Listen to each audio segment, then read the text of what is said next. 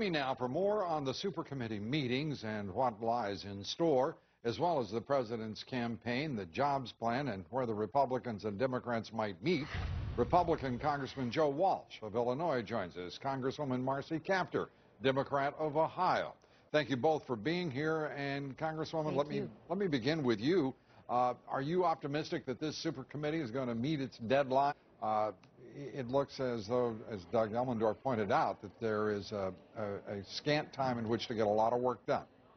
I know one thing, they better get the job done, because I think both Joe and I agree that the most important thing we can do is to create jobs in this economy, starting in small business, and to make goods in America again. And without putting, Lou, those 14 to 24 million Americans who are out of work back to work, they're not going to be able to get to a robust economy with just austerity.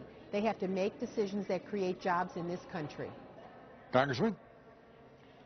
Lou, I'm not optimistic about the Supercommittee. I didn't like the idea from the beginning. I don't like the idea now. This is the job that Marcy and I, legislators up here, should be doing. We know what needs to be done. We need to cut spending, reform our entitlement programs, and grow this economy. I'm not confident at all that the Supercommittee is going to be able to make the tough decisions to make that happen.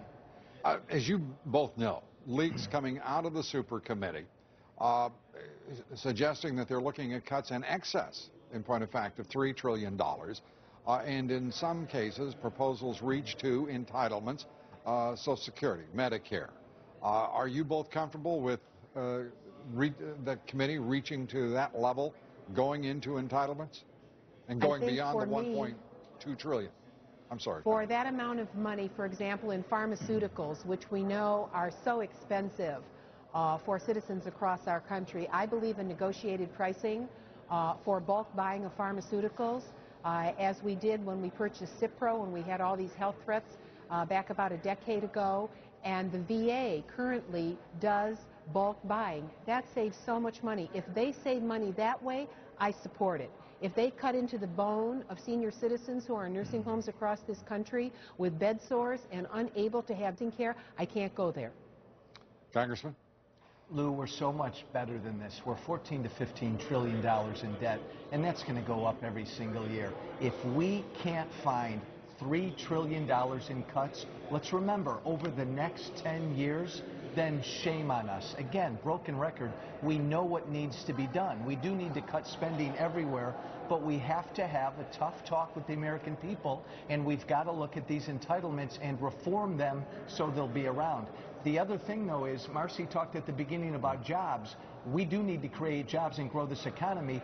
We just have a dramatically different vision as to how to get that done. Certainly we Republicans do from this president. Let me turn to the tough-talking president that we've got right now, because he is talking very tough indeed.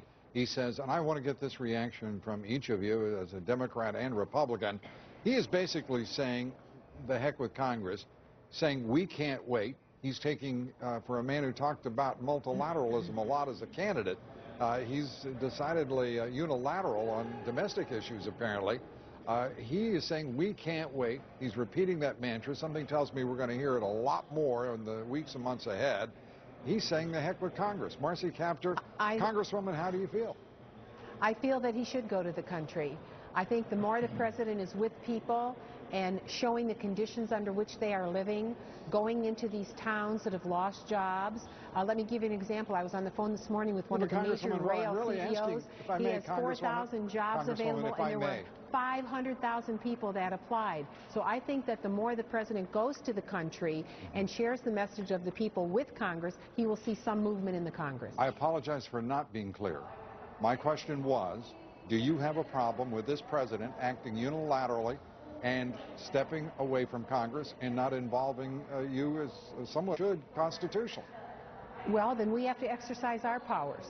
We're in different branches of government, and we look to work with presidents as we can. When we oppose them, we do. But we have to exercise our muscles. We just can't put in the kind of days that we had yesterday and today where we weren't legislating most of the day and committees weren't meeting most of the day. Hey, Lou, it should probably come as no surprise that, yes, I have a problem with this president bypassing the normal legislative process. Now, I don't mean to be disrespectful, but I don't believe he's really very relevant anymore. The man is a walking speech, and he's a walking one-liner. A month or so ago, it was pass this now or something like this. Now it's we can't wait. He's not serious. He's been campaigning for 8 months.